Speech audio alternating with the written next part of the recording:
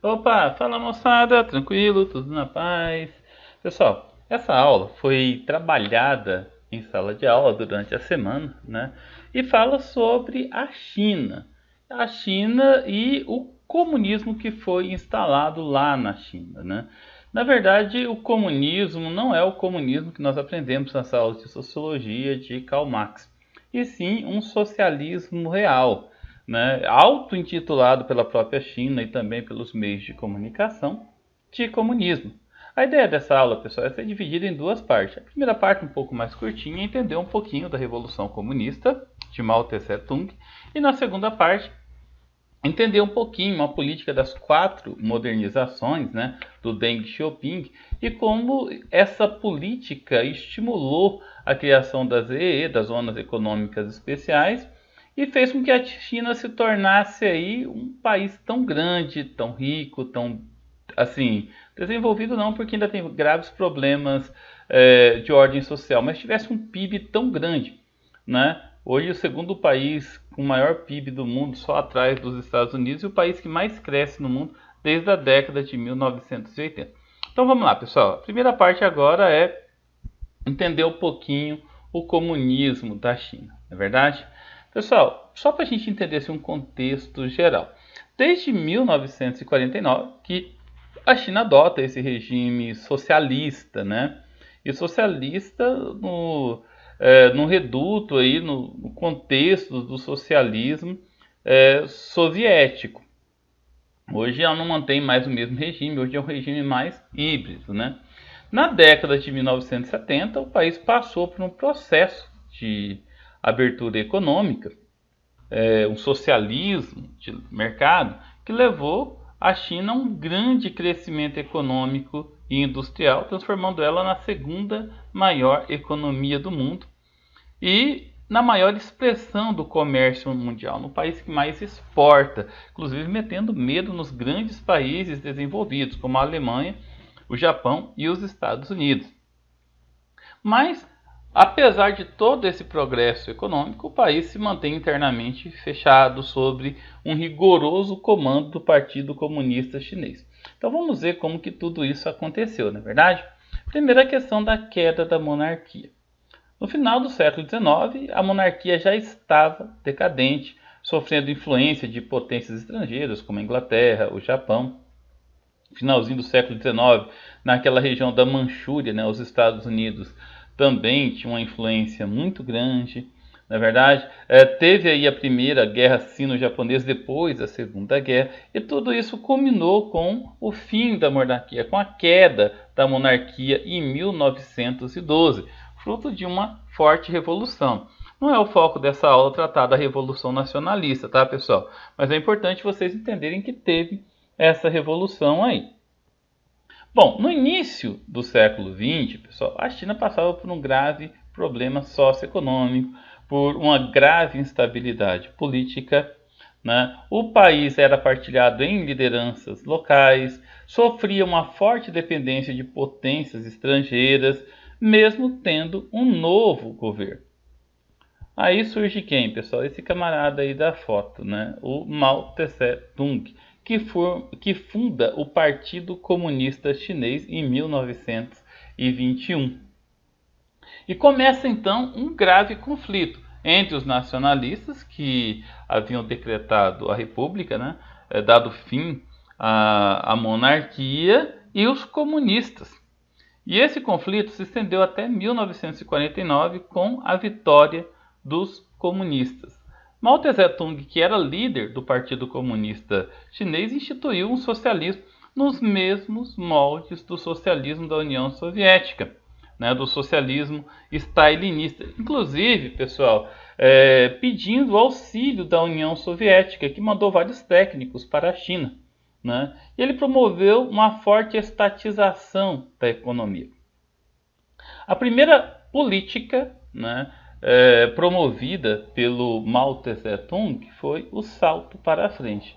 Ou seja, pessoal, ele passou a priorizar os investimentos no setor industrial. No período, né, entre 58 e 60, que ele lançou essa política salto para a frente, ele realizou a reforma agrária, com a coletivização das terras, né, e a criação das comunas agrícolas. Essas comunas agrícolas, que também era conhecido como as comunas populares, eram imensas fazendas coletivas. Na parte central dessas fazendas tinham escolas, oficinas, tinha uma região ali onde as pessoas podiam se encontrar para trocar ideias, né, poder se preparar, né, e só que o governo ele controlava a produção, entendeu? A ideia era acelerar a industrialização urbana e as comunas populares elas serviam para potencializar essa industrialização urbana. Porém, pessoal, havia uma inflexibilidade muito grande na condução da política econômica. E com isso, a baixa produtividade, né, era inevitável, é claro.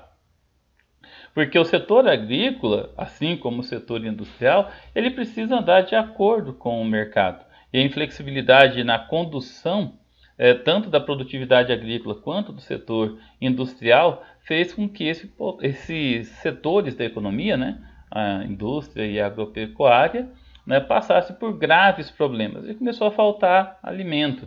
E muitas pessoas, mas muitas mesmo, milhares, especialistas chegam a dizer que mais de 5 milhões de pessoas morreram por falta de acesso a alimentos.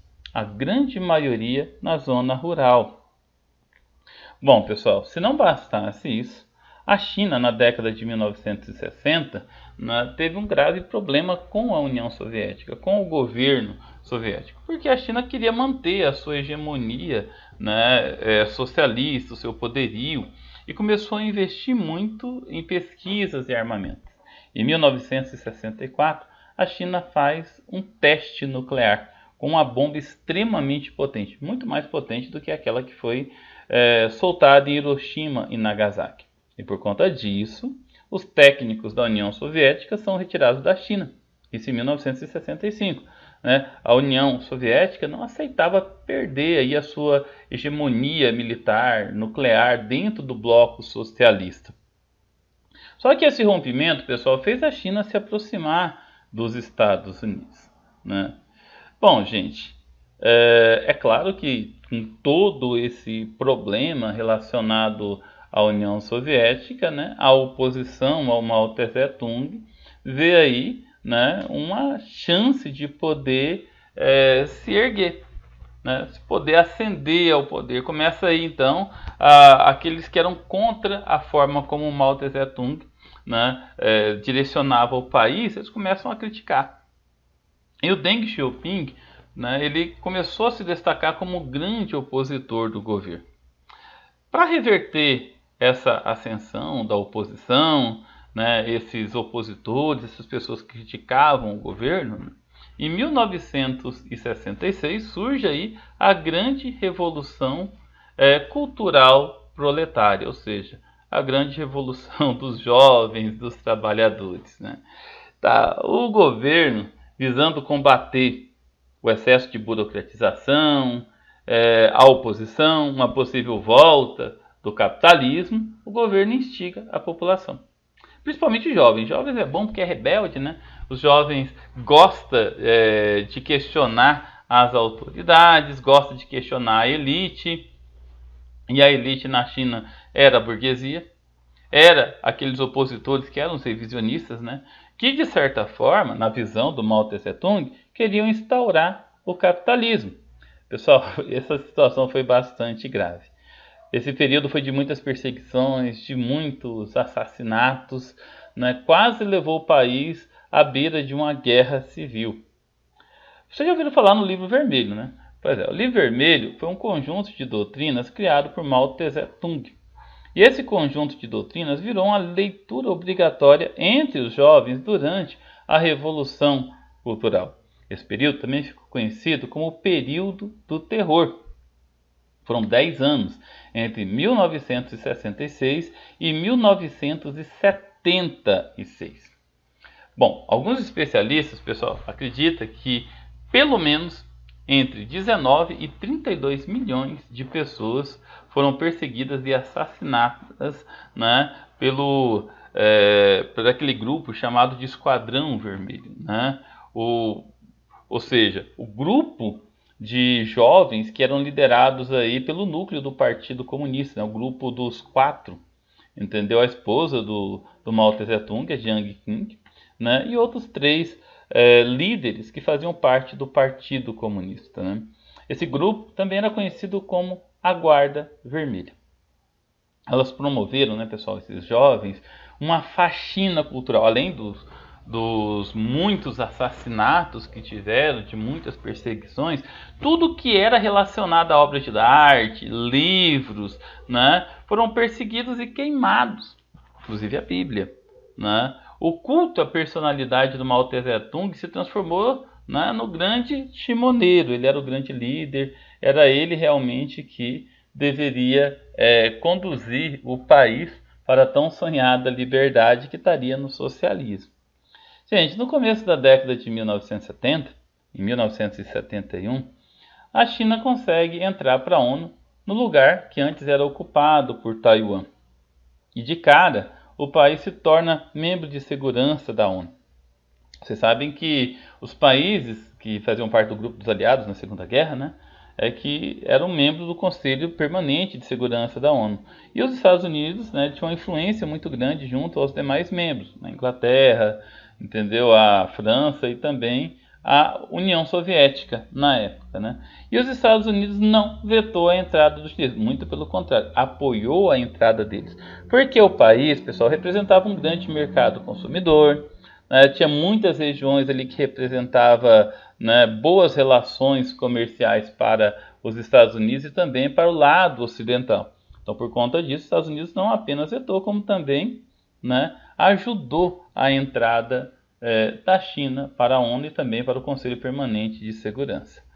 Gente, essa primeira parte acabou, foi bem curtinho, foi bem de boa, né? E daqui a pouco a gente volta para poder tentar, né, começar a segunda parte e ver aí a economia da China, como que anda, como que ela chegou a ser esse gigante.